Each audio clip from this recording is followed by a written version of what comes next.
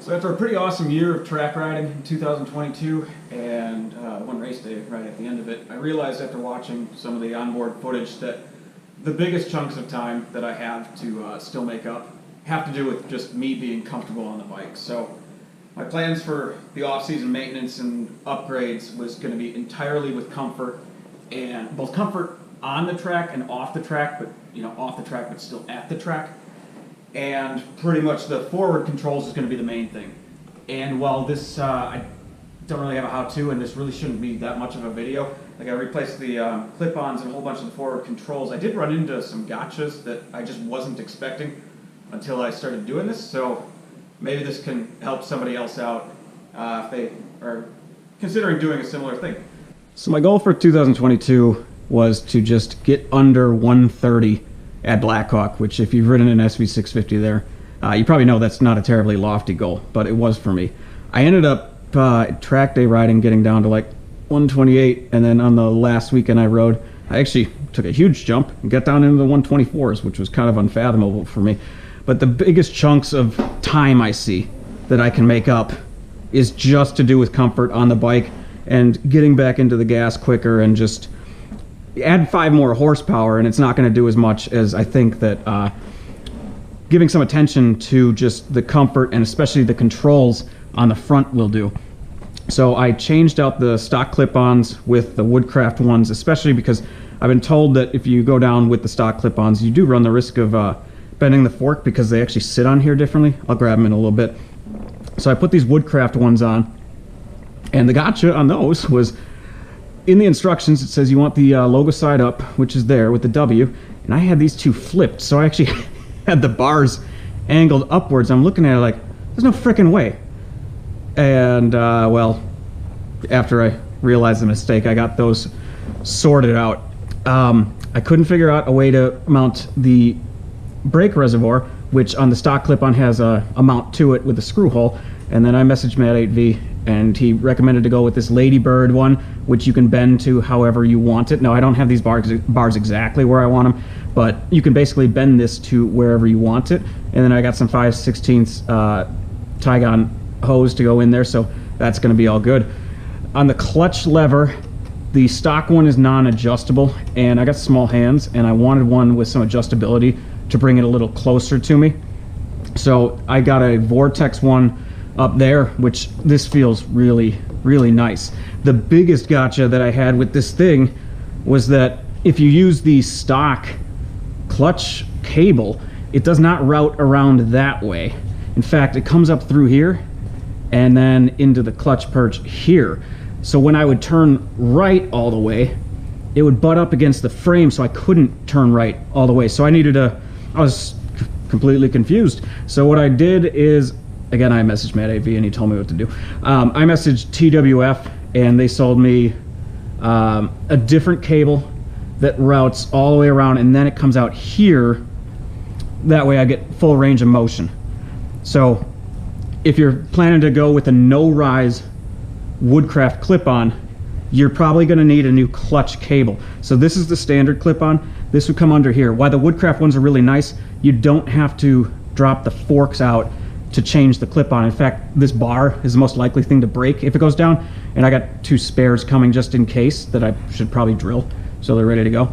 But this one is actually about 40 millimeters higher than the no-rise, so I'm a little bit worried about how much more forward I'm going to be. But it looked like most people I saw at the track that were like good at riding had no-rise on them, so we'll see how that goes. These Domino Grips were an absolute pain in the ass. This one specifically, the clutch side, was a pain in the ass to get on and over it. I did end up super gluing it on there so it shouldn't move anymore, but like my old grip was just sliding all over the place, and I could twist it with my hand, and I would always be cognizant of that when I was riding. I was like, oh, so it's just those little things I just want to get more comfort with. I really don't need these lever guards. I just think they look cool, and like I'm gonna have this bike for a while, so I might as well keep them.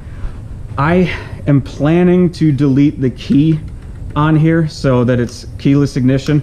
I don't have that yet. It's on order, but since I would still need to open the gas tank with this key, I was like, I know 100% that I would forget the key at some point, and then I would be unable to fuel the thing. So I put this Vortex keyless gas cap on there. And this thing's actually pretty hard to open. That one actually, I put it on pretty loosely last time.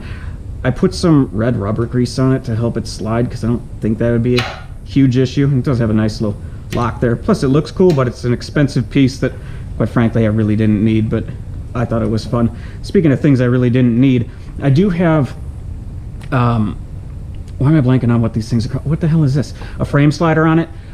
I put the Woodcraft billet aluminum side cover on. This thing costs a lot, unfortunately, and you can't get the GBRacing side cover for the SV650 first gen because the second gen won't fit it because it's like that whole cover is a single piece, whereas on the first gen this clutch cover piece is separate. So I have the Woodcraft piece on there, and then on the other side I put on the GBRacing one, which should hopefully, I don't think those things are even at risk of getting hit if this bike goes down with the frame sliders on it, but maybe they are. And then really the last major upgrade that I did was I got some Woodcraft tire warmers, which I've never used tire warmers in my life. I have Pirelli SC3 track days on it now, but I know at some point I'm probably gonna have to do that. I went to Harbor Freight on Black Friday because their Predator 3500 was on sale for $779 instead of $999 or whatever.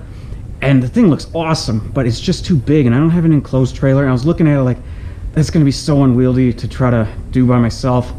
So I think I'm gonna end up getting a 2000 watt version. I'm kind of an idiot. I couldn't even figure out how to put these things on at first.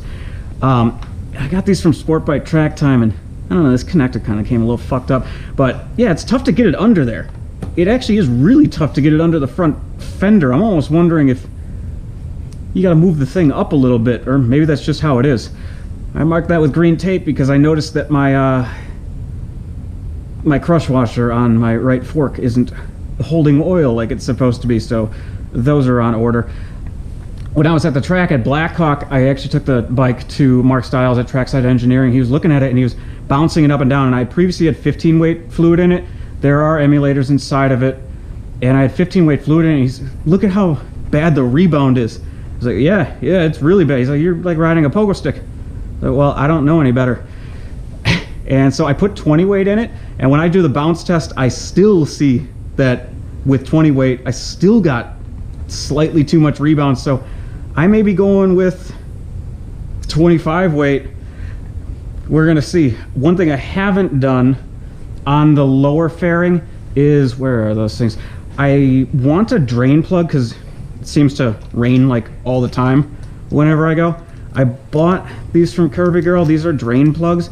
I need a 1-inch hole saw to put a plug on the bottom of the lower fairing because that thing just fills up like a bathtub, and normally I have to take it off and dump it out, which isn't a huge deal, but it's also one of the other reasons why I went with the Curvy Girl, and I ended up getting another Zeus fastener because this part was the one part that I had hard mounted, so it was kind of a pain in the ass to take off, and I just got to figure out how I'm able to get that flush.